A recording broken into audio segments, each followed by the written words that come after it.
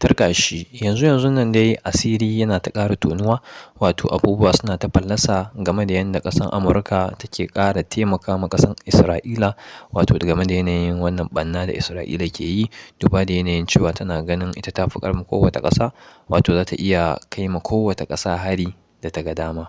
To mai sauraro ka biyo mu a cikin wannan shiri inda za ka ji mu ɗauke da wannan cikakken rahoto namu na wannan rana. Alhamdulillahi nahmaduhu wa nasta'inuhu wa nastaghfiruh wa na'udhu billahi min shururi anfusina wa sayyiati a'malina. Man yahdihillahu fala mudilla lahu wa man yudlil fala hadiya lahu. Ashhadu an la ilaha illallah wa ashhadu anna Muhammadan abduhu wa rasuluh. Amma ba'd, yan uwa, assalamu alaikum wa rahmatullahi wa barakatuhu.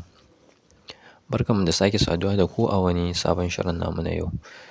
Duba da yanayin yadda ƙasar Amurka take ƙara taimaka ma ƙasar Isra'ila, wato da faɗa ma sauran ƙasashe ta ringa tsoratar da su akan cewa za ta yaƙe su, wannan abu fa yana ƙara ci gaba ne. Kuma ya kamata a ce ita kanta duniya a zauna a yi magana inda za a kawo ƙarshen waɗannan yaƙe-yaƙe da suke ƙoƙari suna kunno kai.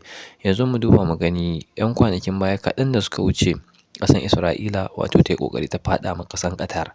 Kowa ya san dai ƙasar Qatar ƙasa ce wacce za mu ce ba faɗa take yi ba. Don ni a tarihi ban jin ƙasar Qatar ta taɓa yaƙan wata ƙasa ba.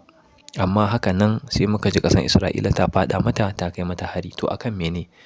Kuma su waɗannan mutanen da kuke gani fa, ya kamata a ce suna lallaɓa ƙasashen Larabawan nan ne.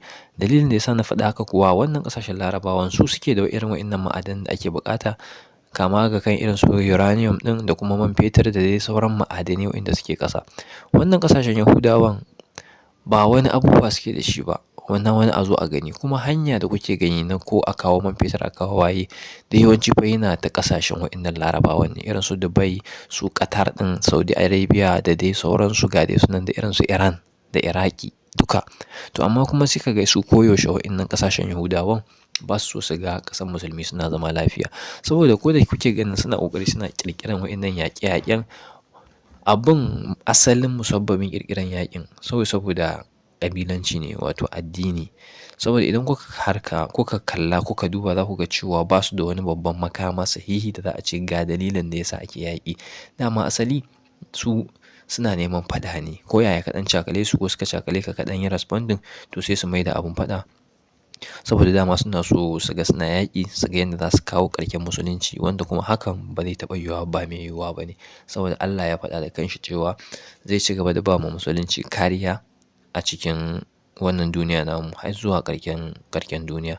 To muna fatan Allah ya ƙara tsare mu, ya kuma kare mu da dukkan wanda yake neman musulunci da sharri. Allah ya karya kafirci, ya ƙara ɗaukaka musulunci. Tabbas ita ƙasar Amurka yadda take ƙoƙari tana supporting ƙasar Isra'ila, mun san dole ta yi, saboda dukkansu bakinsu ɗaya ne. Isra'ila dai ƙasa ce na Yahudawa wanda ba a magana. Kuma Amerika, kamar yadda kowa ya sani, ƙasa ce ita ma na kafirai Yahudawa. Dukkan wanda kuka kai ya kai girman ya zama shugaban ƙasa a ƙasar Amurka, kun san cewa ba ƙaramin kafiri ba ne, kuma ba zai zama maslaha ga musulmi ba da kuma musulunci. To shi yasa wai ko da wasu sun fito suna magana akan cewa wai kila ko Donald Trump ko waye, ga dai sunan dai waɗannan shugaban ƙasashen Afirka, kai ƙasar Amurka, wai za su iya zama wai maslaha ga musulunci, wannan sai dai kawai ka ji mutum. Amma na ciki sai dai kawai su iya fitowa a baki, shi ma in zai yiwu ne su yi magana.